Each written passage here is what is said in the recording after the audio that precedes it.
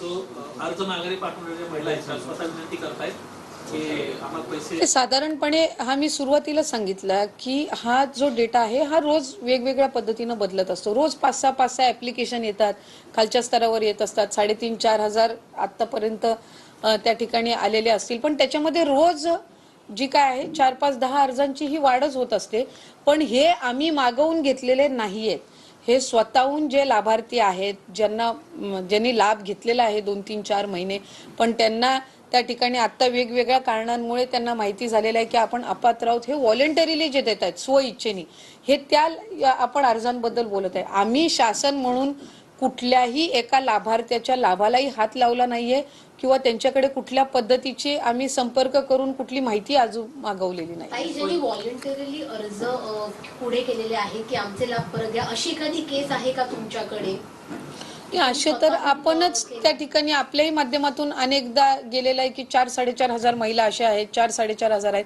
आमचा हा आकडा जो रोज 5-10 ज्या महिलांचा आहे ह्यांनी अर्ज येतात त्या ह्यांनी हे होतोय, तो रोज बदलत राहतो. आता साधारणपणे 3,500-4 हजार असतील, पण त्या संदर्भातलाही अजून रिफंडिंग असेल त्याची किंवा ते पैसे परत घेणं असेल, ही प्रक्रिया काही आम्ही त्यांच्या संदर्भातही अजून केलेली नाही. स्वेच्छेने ज्यांना कोणाला पैसे द्यायचे असतील किंवा जे कोणी अर्ज करतायत त्यांना अर्ज करताना हे पैसे नेमके द्यायचे कुठे किंवा त्या संदर्भात काही विभागाच्या वतीनं तयारी करण्यात आली आहे, काही सिस्टीम लावण्यात आलेली आहे की बाबा या ठिकाणी देऊ शकतात स्वेच्छेने? इतर वेळेला जी प्रचलित पद्धत असते की ज्या वेळेला एखाद्या रिफंड होत असतं त्यावेळेला ते शासनाच्या तिजोरीमध्ये जात असतं आणि त्याच्यामध्ये ट्रेजरी डिपार्टमेंट जे असतं नियोजन किंवा आपलं तो जो विभाग आहे तो आम्हाला महिला व बालविकास विभागाला ज्या पद्धतीनं त्यातल्या सूचना देतील की त्याच्यासाठी ते कुठली विंडो आम्हाला उपलब्ध करून देतील की शासनाच्या तिजोरीमध्ये ती रक्कम यावी आणि मग ती वेगवेगळे जी काही लाभाच्या योजना असतील किंवा